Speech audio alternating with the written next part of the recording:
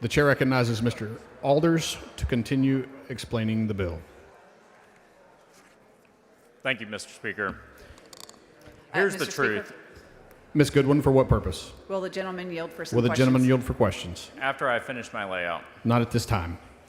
The truth is this: free markets and competition are the best way to incentivize companies to produce more efficiently and in a more environmentally friendly manner. The stats speak for themselves. Energy production in California has declined over the last 2 decades, but their carbon emissions have remained relatively the same. In Texas, energy production has more than doubled, and our carbon emissions have also remained the same as they were. Our free market approach to energy policy in Texas is substantially better for the people of Texas and the global economy as a whole. HJR 138 will enshrine that approach in our Constitution. Thank you, Mr. Speaker. Mr. Speaker, Ms. Goodwin, for what purpose? will the gentleman yield for some questions? Will the gentleman yield for questions? Sure, I will yield for The questions. gentleman yields. So, Representative, what problem are we trying to solve with this ban? We are trying to ensure that the people of Texas and the companies that generate revenue for the state of Texas understand that we support the natural resources that exist underneath our feet, and we support the exploration, the production of those natural resources so that the state of Texas continues to be successful for generations. So, is there something that we're doing that would say we don't support that? There is always the challenge, as you know, Representative Goodwin, of the legislature inserting itself into the businesses of our state and imposing itself in the form of taxes and other regulations. This is to ensure that we make sure our oil and gas resources are utilized to their full potential. So, is the bill because you're worried that people might want to protect the environment from carbon emissions, and as a way of doing that, they might propose a carbon tax? Correct. We've seen this tried in California and a handful of other states, as well as in Europe, and it hasn't produced the results that people have sought. The reality is that a government-imposed regulation, government-imposed taxes, is not the way that we get more efficient production of our resources and create cleaner air, cleaner water. A free market and competition is the means by which we achieve those ends.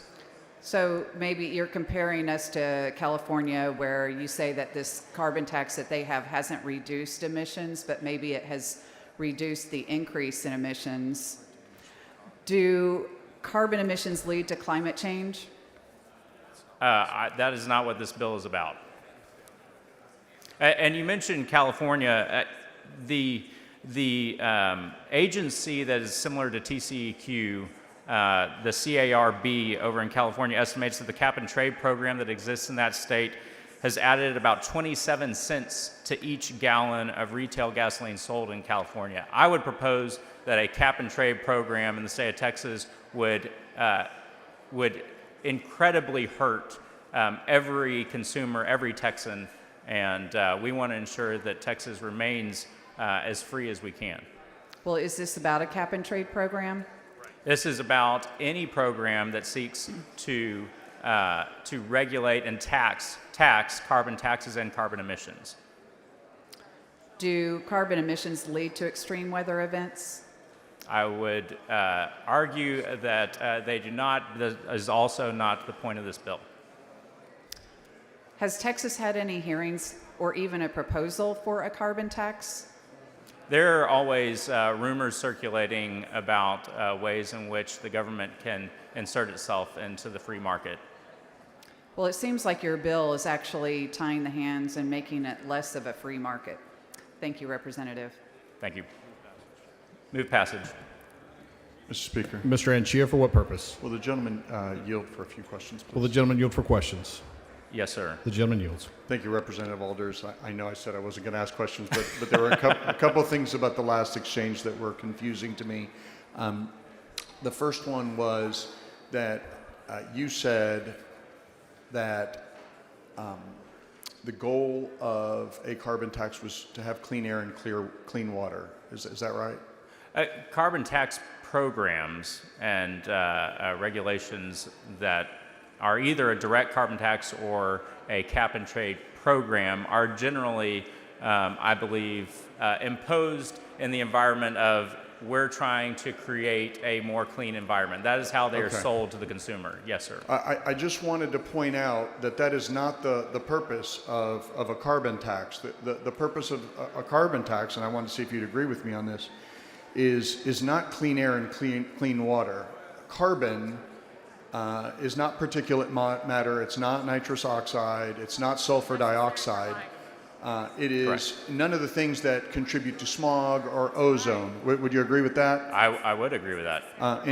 Instead, carbon doesn't pollute the air in the way smog does, but rather it releases heat-trapping gases into the atmosphere. That's what carbon emissions do. Is that right? It is not often sold by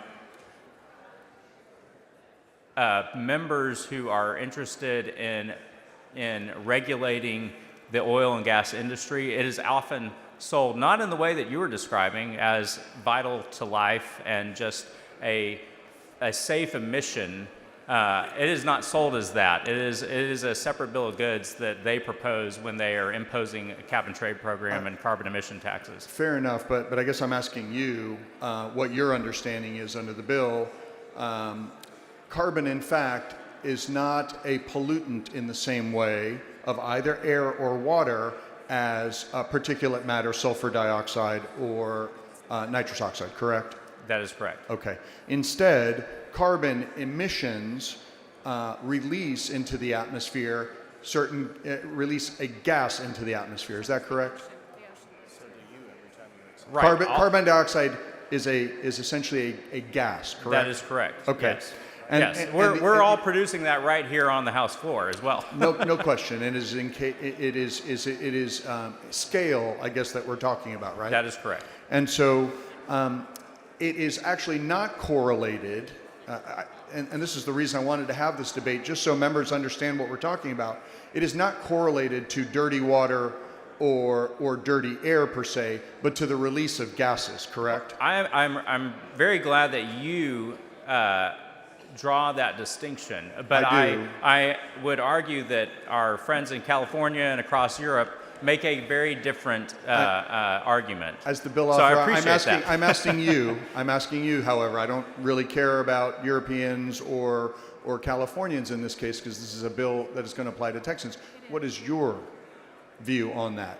Carbon dioxide is necessary for life. I mean, we cannot live without it. Plants need it for growth, and so it's a vital part of our environment. That's not what we're looking at here. We're looking at, as I mentioned in the bill, the emission of carbon dioxide or other greenhouse gases that results from the use, production, or consumption of any good or service, and that is... Which is everything, right? That is correct. Yes, we are not going to tax those. You defined it broadly, right? Yeah, That is on correct. purpose. And you would agree that carbon is a gas in the atmosphere. Now, That's correct. this bill does not cover cap and trade systems, is that right? It just covers carbon taxes, correct? It covers both. This resolution, you believe that this would cover both a carbon tax regime and a cap and trade regime? Yes, sir. Okay, thank you. Thank you. Mr. Wu, for what purpose? Mr. Speaker, will the gentleman yield for Will questions? the gentleman yield for questions? Yes, I will Gentleman yield for yields. questions. Mr. Alder, right now in Texas, in law, we have a gasoline sales tax, correct? That is correct. Gasoline is a carbon-based fuel. This does not address the gas tax. So, in a sense, we already have a carbon tax. We tax the carbon that we put into our cars to fuel them. Respectfully, Right? And Representative Wu, this is not about gas taxes. It is not about hydrocarbons. This is about the carbon content Yeah. of a fuel. Right. And, you know, earlier you said that you were talking to Mr. Anchia about how the clean water, clean air is not the goal. And I wholeheartedly also join with Rep. Anchia in that assessment that carbon tax, dealing with carbon dioxide, is not about clean air and clean water. It's about whether our climate continues to change out of control. Do you understand that? I understand your argument, yes. So you understand that the relationship that has been proven scientifically again and again for the last 50 years is that there is a direct correlation between the amount of carbon dioxide that is in our atmosphere as a whole and the global temperatures that are being recorded, that have been recorded for the past 200 years. You understand that, right? I understand your argument, and that is why I believe that it's important to pass this legislation, because taxing the carbon content of a fuel or carbon emissions is not the way in which we do anything about the amount of emissions. Competition-free markets are what are going to create a better emissions results. Do you believe in personal responsibility? Absolutely. Do you believe in the idea that the person who uses something should pay for that thing? In theory, yes. Yeah. Do you believe that if people use a lot of one thing, or they cause a lot of problems, that they should not make that problem the entire society's problem? That they should take a share of that responsibility? Representative Wu, are you suggesting that the oil and gas industry is not already benefiting the Texas economy incredibly? Because that is not, because this legislation does not just cover them. It covers all carbon taxes. The point of a carbon tax is that whenever you use a lot of energy, whenever you expend a lot of carbon to do something, whether that is the front end manufacturing, the middle ground, or at the end, or transportation even, you burn up a lot of carbon dioxide. When you put a lot of carbon dioxide into the air and you add to what is already an increasing and worsening climate, that you should have the responsibility of helping pay for that. That the people who didn't use that carbon, the people who didn't burn it up and didn't add to that for our society, they should not have to share that substantial burden. That the people who are responsible for creating the problem should have a larger share in paying for the problem. Do you understand that? I understand your argument, and I would argue that what you are suggesting is that taxing the oil and gas industry and oil and gas users, consumers in the state of Texas, the success that industry brings to the state of Texas is already tremendous. I mean, the oil and gas industry contributes $160 billion annually to the Texas economy. It makes up 8% of the state's GDP. It's already contributing. And so I would argue that, what you're talking about is already occurring. The free market's doing what it's supposed to. They're contributing, and a carbon tax is absolutely not going to benefit the state of Texas. What about a non-oil and gas producer? What about a industry that uses carbon products, that uses natural gas, uses oil, and uses that process to either create heat, create energy, or as a base product, and in their manufacturing release tremendous amounts of CO2, far beyond what would be normally released in other manufacturing? Should those manufacturers have some shared responsibility of having to help us mitigate the damage that continuing climate change is having? Taxing entities and taxing the production of our natural resources in this manner is not the way by which we go about creating a free and fair marketplace. And we're not talking about boosting the free and fair marketplace. We're talking about people taking responsibility for the things that they do, for the actions that they take, for the decisions that they make. That people should share in the responsibility of fixing the problems of their own decisions, right?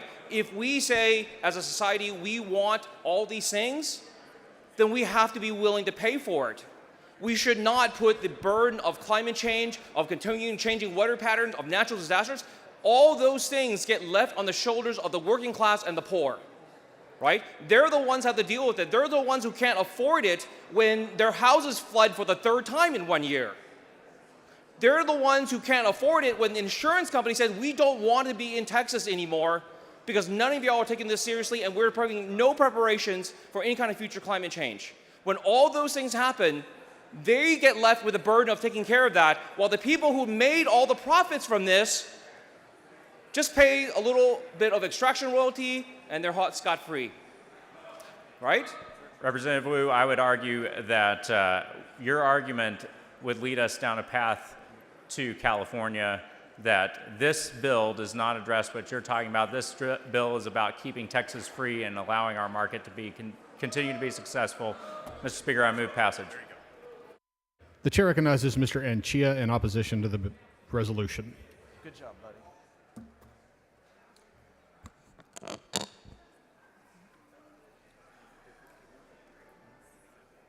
Thank you, Mr. Speaker and members. I take no pleasure in speaking against my friend and colleague, Representative Alders, but the matter before us today is of grave importance, and I really want to impress upon the members of this body how important it is. I was grateful that Representative Alders sought to clarify the terms of the debate. Because carbon dioxide, ladies and gentlemen, is not about clean air or clean water. It is about releasing a gas into the atmosphere that traps heat. And you may not believe in climate change, but you should believe in the laws of thermodynamics. That when energy changes through combustion and carbon is released into the atmosphere, it traps gas in our atmosphere, and that gas acts like a convection oven. And we're cooking in that convection oven, ladies and gentlemen. And you don't have to take my word for it. You don't even have to take the word of the people who have trained all their lives in climatology that are part of the consensus at the IPCC, the international consensus that this is happening. I would trust Texas's own NASA, because NASA can tell, because it is their job, that the amount of parts per million of carbon in our atmosphere is at historic levels. In fact, human activities have raised the atmosphere's carbon dioxide by 50% just in the last 200 years. And so by voting in favor of this HJR, ladies and gentlemen, you're simply handcuffing your children, my children, your grandchildren from trying to decarbonize the atmosphere. You are putting shackles on them to try to deal with this very important existential problem. And so, ladies and gentlemen, it is very, very important that we give them as many tools as possible to deal with decarbonization, either at the federal level or, as this HJR speaks to, at the state level. And in fact, this HJR is socialist, because what it seeks to do is allow companies that release carbon to privatize their profits, and guess what they're doing to the costs? They are socializing them to you, to your constituents, to your children and your grandchildren, because carbon doesn't work like ozone, where it burns off. Carbon stays in the atmosphere for decades. In fact, there is still carbon in the atmosphere from the first industrial revolution. It stays up there. It has a very long half-life, and it stays up there, and it bakes and traps heat and causes us to bake. In fact, if we passed this socialist HJR, because it is socializing costs to all of you and not creating a system Mr. Ms. Speaker. Isaac, I for do what not purpose? yield for questions at this time. Not at this time. Whereby we cannot place a cost on that socialization. We can't say, hey, you're socializing costs not only to all of us, but to our children and grandchildren. We need to put a cost on that, and we need to recoup it. I remember that acclaimed Texan James Baker, who was Secretary of State under George W. Bush, and Secretary of Treasury under Ronald Reagan, came up with the conservative case for a carbon tax and carbon dividends. He, along with Henry Paulson and George Shultz, even Bob Walton, the founder and the founding family of Walmart, the world's largest retail and energy employer, they said we should have a carbon tax on that socialized cost, and then we should pay it back in the form of dividends to the American people. If you pass this, you do not allow for that very conservative approach to occur. And here's the other thing, members, that you need to know. Energy companies want a carbon tax. ExxonMobil wants a carbon tax. Shell and BP have advocated for a carbon tax. You would be foreclosing their ability to impose a very conservative solution on the socialization of costs to all of us. So, members, it is for those reasons that I urge you to vote against this HJR. Your children and grandchildren will ask, where were you when this vote was taken? Where were you, Mr. Speaker, in foreclosing the opportunity Isaac, for for all what of us to have tools to deal does the with gentleman yield the for devastating questions? effect? I do not at this time. Not at this time. With the devastating effect of severe weather, with droughts, with hurricanes, with tornadoes, all of it. And you are shackling them by doing so. So please vote against. Ms. Isaac, for what purpose? Does the gentleman yield for questions? Will the gentleman yield for questions? For my esteemed colleague, Representative Isaac, of course. The gentleman Thank yields. you. Did you know, or I want to know, if you support net zero H2O? Can you describe what that is? Say it again. Can you Water? Can you describe what that is? Water? I know what H2O is, but what is net zero H2O? Can you elaborate? So, did you know that water is 6 times more prevalent in the atmosphere and traps more heat than gas? Okay, so if you look at the HJR, it doesn't talk about a regulatory regime for water. It talks about a regulatory But I'm asking regime. you, do you think we should get rid of water too? I'm speaking about the measure that we have in front of us, Representative, and it deals with carbon. It does not deal with water, so I'm speaking to that issue.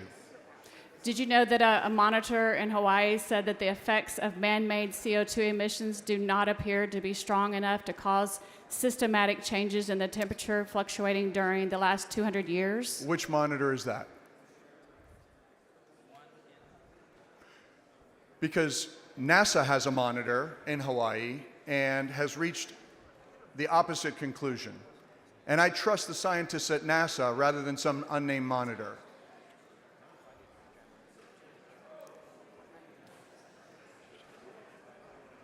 I'll get you the monitor later. Thank you. Thank you. Members, please vote against the HJR. The chair recognizes Mr. Wu in opposition. Members, I want to come up here and talk about like taxes and how every time we take one of these votes and put them on the ballot and people vote for them, we're cutting off another revenue source that could help take the burden off of property taxes. But every single time we come to this body, every single session, we vote for more things that force our revenue to come from either sales taxes or property taxes. And then our people wonder why their property taxes keep going up. But here, I don't think that's the discussion here. Here, this really should be one of the most important and pivotal discussions in our body, because we're talking about probably the single greatest threat to humanity we have seen in a long time. And we talk about this, like half the membership here talks about this like it's a complete joke. When scientists around the world for the past 30, 40, and 50 years have been warning us about what is happening. We have seen the effects of climate change in our face. Every single year, Texas is now dealing with drought every single year. We're dealing with freezes every single year. We're dealing with record-setting weather events year after years, 300, 500-year events back to back to back to back. At some point, we need to take the blinds off. At some point, The reality of what is before us is more important than the politics of it. At some point, people will start to get mad about what's going on in the world. And what I'm saying to everyone is, this is important. What happens with climate change is important to all of us. We right now have the luxury of ignoring it, but very soon we will not. The global average temperature increase right now is 1.47 degrees Celsius, right? The objective was to keep it below 2 degrees, which is almost 6 degrees F. We're going to miss that goal by wide margins. You may not think 4 or 5 or 6 degrees is a big deal, but that's the difference between places being able to farm, people being able to live in certain places. The zone of habitability for humans is not that wide. And what we are slowly doing is putting ourselves out of homes in lots of parts of the world. And we are making our own home uninhabitable for future generations, and no one seems to care. Members, please vote no. The chair recognizes Mr. Alders to close. Thank you, Mr. Speaker. Let's keep Texas, Texas. This is not a Mr. climate Speaker. change bill. Ms. Isaac, for what Does the purpose? gentleman yield for Will the questions? gentleman yield for questions? Gentleman yields. Do you know that the temperature reducing that's estimated by the UN of the United States researched net zero by 2050? Yes. Do you know that it would cost $50 trillion to do that? Yes, ma'am. Did you know that less than 1/10 of 1 degree by 2021, that's what it would accomplish if we put, and it would also put the world in poverty? Yes, ma'am. Do you know how much CO2 is in the atmosphere right now? reasonable 0.04%. Yes, a reasonable amount. That's why we need to go ahead and pass this bill, keep Texas, Texas, and that's why we have this HJR 138. Thank you for this bill. Move passage. The question occurs on the adoption of HJR 138. This is a record vote required by the Constitution. The clerk will ring the bell. Show Mr. Meyer voting aye. Show Ms. Flores voting nay. Show Ms. Leo Wilson voting aye. Show Mr. King voting aye. Show Mr. Schatzline voting aye. Show Ms. Davis voting nay. Have all voted.